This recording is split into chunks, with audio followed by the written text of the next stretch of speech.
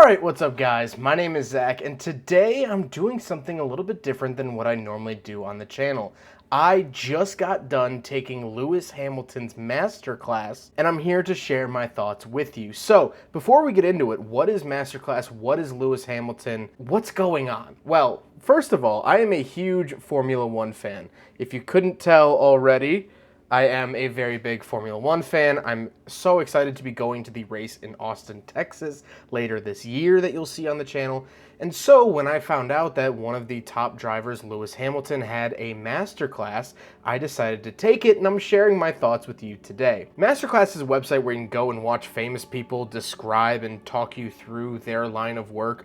I also took the Hans Zimmer class, which is all about sound design, which is really, really fascinating. But this is not a sponsored thing or anything. I took Lewis Hamilton's masterclass, and I wanted to share my thoughts with you today to see if maybe you guys should take it. So I did write down some pretty cheap notes here. First of all, the class is about 2.5 hours long, which actually isn't that bad. There are some podcasts that go longer. And it starts off with how Lewis got into driving in Formula One. He started off with remote control cars, then moved his way up to go-karting, and then of course the Formula races. The first takeaway that I got immediately was that he talked about doing the talking on the track. Because he is a person of color, he got a lot of discrimination against him when he started out karting and racing in earlier series. And so one of the main takeaways he talked about was not talking back to those people and doing the talking through his racing, through getting podiums and wins and things like that. I thought that that was pretty cool. He also did go into a little bit of depth with his relationship with Niki Lauda, which I think was a really, really cool part. I knew that Niki Lauda was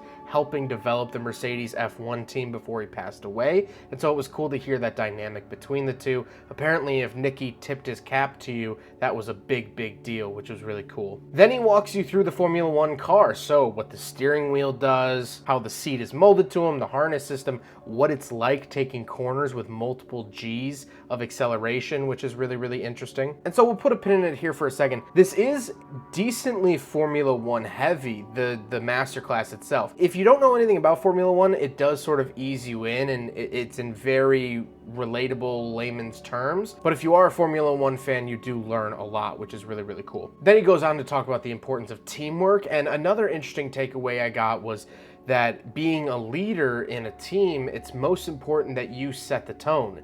If you have a very serious, driven tone, oftentimes the people that work for you and with you are going to share that tone. If you're a silly, show up late, lazy guy, well, that's going to set the tone, and you're probably going to have your workers show up late. I thought that that was a very interesting and very true piece of advice for working in a team. He then goes on to mention balancing rewards with stress. You know, you should reward yourself every once in a while, and I thought that that was a nice little piece too. He talks about channeling negative energy towards a more positive goal. When people are being mean to you, when people are doubting you, you can then take that and reciprocate it back into something positive, like getting wins. He also spends a decent amount of time talking about prep is everything and investing in yourself. One of the most important things you can do is invest in yourself, because you're all you have at the end of the day, and I thought that that was a cool thing to touch on. As well as that prep is everything, you know, the pre-race rituals that he has, eating clean and working out, very, very important. I thought that that was cool that he talked about. He also did talk about becoming a vegan, which was interesting to hear about, and it wasn't an annoying vegan conversation. He said, well, this is the reasons why I did it. It makes me feel better, not only physically, but mentally and spiritually. So it works for him. And he says it might not work for you, but he recommends that everyone try it. And I thought that that was a nice, easy way to get into it. I know so many people that talk about being vegan and vegetarian, and they say it's the only way to live life, and it's not. So I really like that it was talking positively about it without shoving it down your throat. He also does talk a little bit about reaching out to others with mental health issues. That life is hard, and if you have a friend struggling, reach out, you know, give them the resources that they might need. Then he ends the masterclass on two separate notes. First of all, he talks about having other passions outside of Formula One.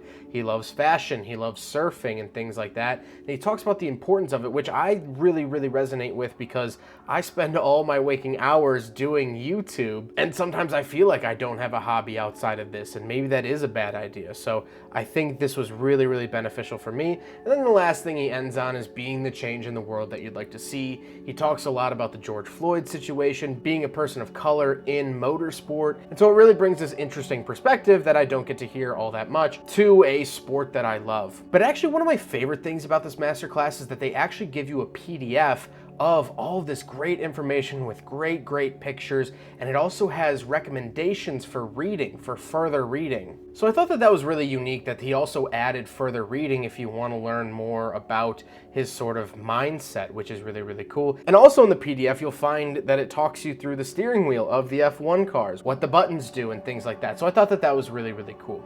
At the end of the day, I really enjoyed this masterclass. It did take about 2.5 hours to listen to. And actually, while I listened to it, I built my little Formula One Lego car. So it was really easy listen. It was more of a just long-winded podcast of Lewis Hamilton talking rather than a full-fledged class, because it is kind of hard to be hands-on when he drives cars that are multi-million dollars that I've only seen one in person. Picture here. Shout out McLaren, Fernando Alonso, and the Peterson Auto Museum. But, you know, it's hard to be like, oh, you know, go out and do this in your car, because it's kind of different and things like that. But overall, I was actually really happy with the masterclass. I'd highly recommend seeking it out if you are a Lewis Hamilton fan. It does give a little bit more insight. It's basically a solo podcast of him, and I thought it was really interesting. I hope you guys enjoyed this quick little video. Would you want to see more content like this at my desk, talking through things, doing more review style, or just chatty videos like this? Please let me know in the comment section down below. I was kind of toying with this idea in my head, and I want to see if you guys like videos like this. And so if you do, please leave a comment. But I hope you guys enjoyed it, and I'll see you in the next one. Take care, guys.